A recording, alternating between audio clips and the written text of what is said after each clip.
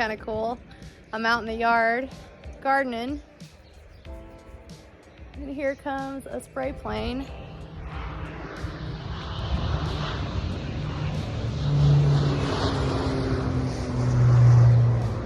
Here he goes. Thank God he's not spraying chemical right there. I always love seeing spray planes because I come from the city. That's like one of those city girl meets country girl deals where the first time I saw a spray plane from the highway and I saw him hauling like really close to the road, I thought I was about to witness a plane crash. But no, they're just spraying the crops. And then I ended up working for a company that does ag spray, and got to know a pilot that does it for a living, and pilots have to be a little bit crazy to do that. But here he comes. See him? Oh, how good you can see him. There he goes. I think he's done now. Okay, now that I just got buzzed by that pilot a few times, now it's time to go to the other garden. He was not spraying chemicals, he was spraying iron, so I don't want to hear it. I have to repeat myself 47 times so that people don't ask in the comments. Okay, can't forget the scissors because I'm gonna have to chop that plastic off of there. Look. Ugh. I love this new tripod, it's pretty cool. I always get questions on this plastic wrap method, and I love it, but there's only one downside that really kind of ruins the whole thing for me. When it gets really hot outside, it feels like it's like burning my plants, so that's why I'm kind of panicking the first day that it got warm after all that rain, because I just don't want my plants to burn. So you guys are seeing all of the good, right? You're seeing the awesome results of all the hard work and all that. Here's just an example of something not so cool about gardening. There is going to be times that you're going to have a plant that just does awful and dies, and you do not know why. I'm of course investigating this plant, but I'm not sure why it died. If it didn't like the conditions, maybe there's something in the soil. Before we moved in, there could have been some residual chemical in the ground. So I'm not really sure why this happened, but we're gonna look at this plant and investigate it. You do not want to contaminate any other plant. So after I mess with this plant, I am not gonna touch or be around any of my other plants. I might even hop the fence and just go all the way around so I don't touch my other plants. But it's on the last row. Examine the plants next to it. I see some discoloration on the leaves over there. So it could be some sort of wilt or something, but this tomatillo right next to it looks really good. That looks really, really good. It's all flowering and pretty. I don't know what's going on. The plant even next to that is beautiful. See that one? That one is gorgeous. That's a really pretty plant. So who knows? That is a different breed of plant. Okay, so I came up with kind of a little plan here. I am going to rip those out of here, keep these away from it. Rip that out of there.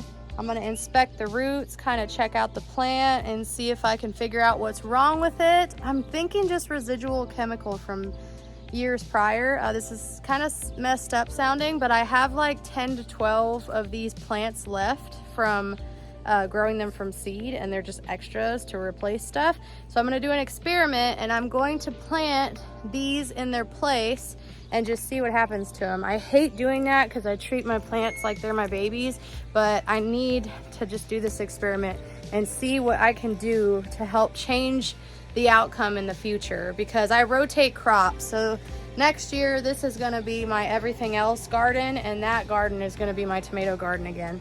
So let me set these down next to a healthy plant, and I will pick that out of there and see what happens. Take these cages off of here. Ooh, get them away from the other plants.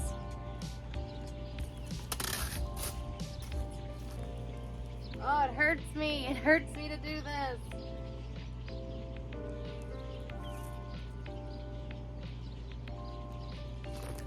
Hey, that's actually okay looking. Kinda. Really good root system, but look at these leaves. Everything's drooping. Just plant 50 million plants so then you don't get as attached to them. But here we go, you know, good root system going. I don't see anything weird. It almost looks like they're burnt off, and that doesn't make any sense. It's been very cool and cloudy and everything, so I don't know what's going on. This plant doesn't look good either, and I don't know if I just want to, you know what, I'm just going to pick it. I'm just going to pick it. I have to, because what if it is a viral infection? I think I'm getting bit by flies. Okay, that hurts me to do. Dang, this root. Okay, wait a minute. We might have a sign here.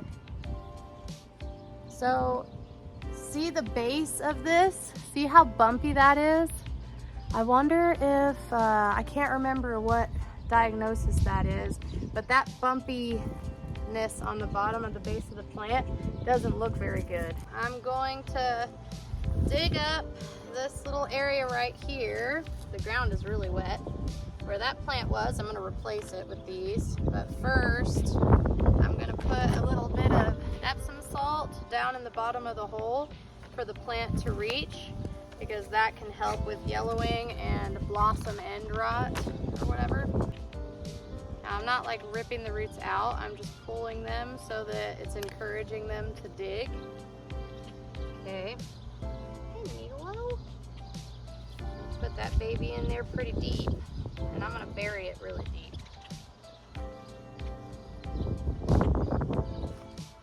This is the best thing I've ever done. It's just like plant a million extra plants and don't plant them into the ground for a few weeks. And just watch what the rest of your plants do. So if all else fails, you have extra.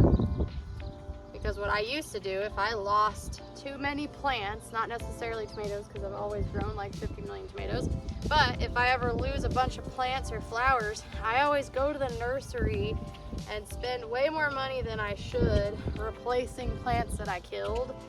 And now this is gonna save me some money. Of course, I always go to the nursery and I support it and buy herbs that I wouldn't normally grow myself, or random things just to support a local business. But I don't need to be spending hundreds of dollars replacing a bunch of plants. It's like worthless. That's a useless thing to do.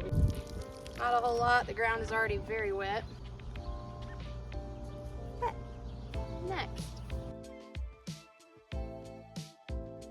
Now I'm going to clean off the tomato cages that were on the other plants, just in case. Wash it off and then replace it all and get it all back to normal.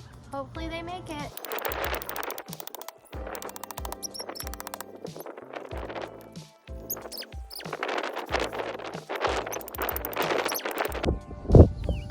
Look, I'll show you guys the corn.